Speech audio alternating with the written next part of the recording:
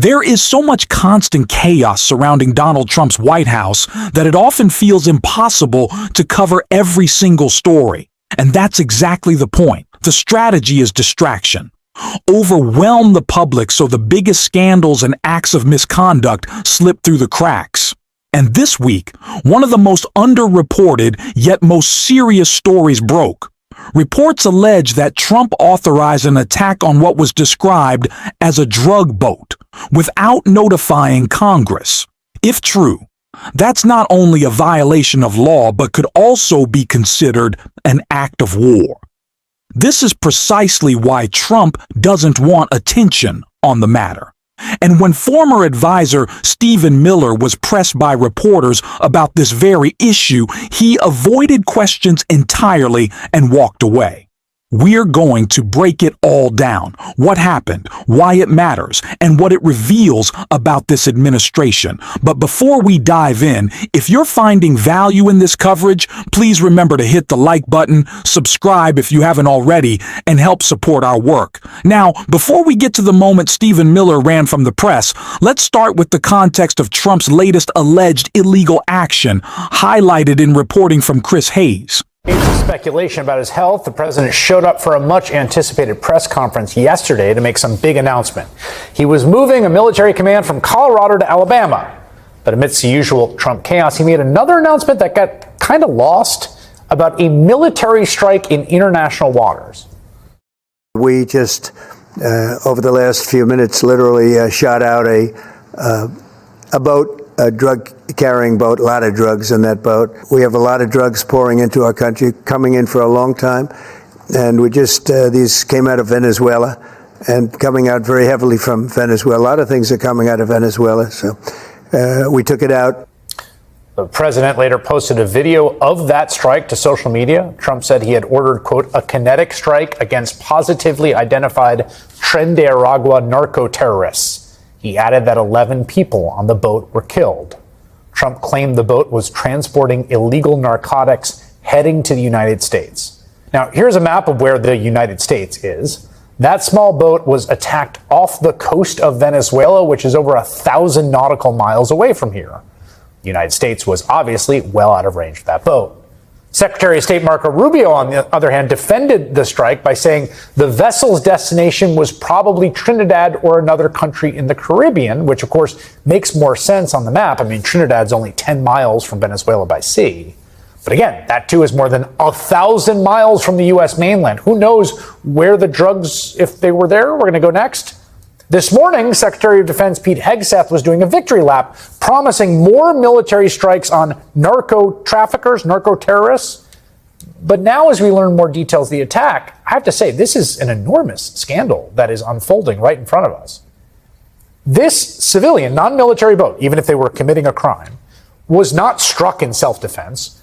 No weapons were evident. Whoever struck it, and the U.S. has shared no details of that, didn't try to disable the engines or to board the craft. They just summarily killed everybody on board. As a Notre Dame law professor told the Washington Post, the strike violated international law. The U.S. is not in armed conflict with Venezuela or its criminal elements. This is exactly the kind of operation that, if it existed in a Tom Clancy novel or movie, would be getting covered up because all the principals in the film would know it was illegal. I mean, it certainly seems like extrajudicial murder to me. And again, that's the case even if everything the administration is saying is true. But why would anyone assume that what they say is true? The way Donald Trump has used, and in many cases misused, the military during his administration is both alarming and calculated. His strategy is to project strength, even if that means bending the rules or reshaping institutions. That's why he frames it like a Department of War, emphasizing force over accountability. He wants to wield power as a political weapon without the checks and balances that protect our democracy. And that's exactly why he avoids informing Congress when taking actions that raise serious legal and ethical concerns. It also explains why, when pressed by reporters, Stephen Miller dodged the questions. After giving a weak justification for the incident, he quickly backed away rather than defend Trump's actions.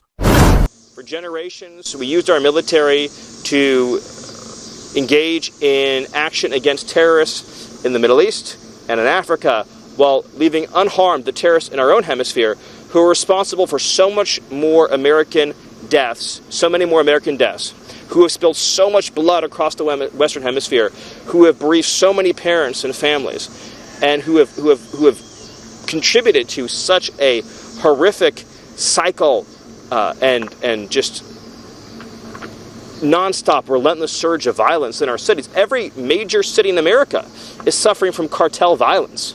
Even the U.S.-based gangs they're working directly with these cartels. The drugs, the guns, the weapons, the cash, the organization. We've been occupied by cartels for far too long.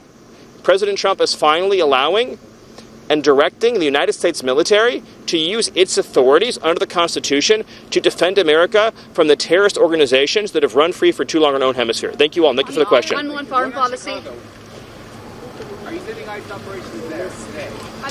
The man who campaigned on no new wars is now reviving elements of both the so-called war on terror and the war on drugs.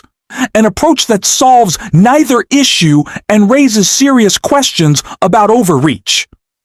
Donald Trump has acted as though he alone can be judge, jury, and executioner on international waters, authorizing a strike without offering any clear justification. It mirrors his earlier unconstitutional strike on Iran. Was it a success? Number. Was Congress notified in advance? Number. Did Democrats in Congress have to wait days before receiving even limited intelligence? Yes. The pattern is clear. Delay, distract, and keep the public in the dark. This was supposed to be the administration of no new wars. Instead, Trump repeatedly pushes the boundaries, testing how far he can go without accountability, and in the process, undermining the checks that keep military power in balance. That's why Stephen Miller gave a hollow excuse for this operation and then walked away from reporters, because it's about controlling the narrative, not about real policy goals. And it's not just abroad. We see the same thing happening at home. In Washington, D.C., Trump has tried to exert direct control over the military and local police, framing it as a crackdown on crime. But this isn't a real solution. It's a push toward a police state. America isn't built on that foundation, and yet Trump wants to replicate it in cities like Chicago. Even Senator Tammy Duckworth has spoken out against both his domestic overreach and his latest strike. No, it's not legal. I also think that this is just the first step towards him potentially setting the groundwork to do something within U.S. territory. So he's doing it in international waters now, but what is he? What's next? In American, in our territorial waters on U.S. soil? What exactly is next? I agree with the discussion that's already been ongoing. This president is setting the conditions so that he can actually unilaterally occupy the streets of our cities and interfere in the next election. Do what he wants. And I am absolutely disgusted with my Republican colleagues who, on top of confirming the likes of Pete Hegseth and Secretary Kennedy, are not holding them accountable. We have a chance here to stop them. I hope that my colleagues will step forward and stop them, but let's see what they're going to do. So far, all they've done has been collaborators and co-conspirators in the Trump attempts to basically undermine the basic law and order of our nation. Donald Trump is in a moment of weakness, and his response is to overcompensate by projecting false strength. The illegal military actions we've seen aren't just reckless. They're part of a larger pattern of authoritarian behavior. And yes, projecting toughness is a key part of that strategy. You can almost imagine the calculation. I'll prove I'm strong. I'll prove I'm in charge. That's exactly what's happening here. And that's why it's so important we keep calling it out every single day on this channel. If you want to support that effort, don't forget to hit the subscribe button, give this video a like, and if you've stuck with us all the way to the end, drop a blue heart in the comments, and until next time, I will see you soon.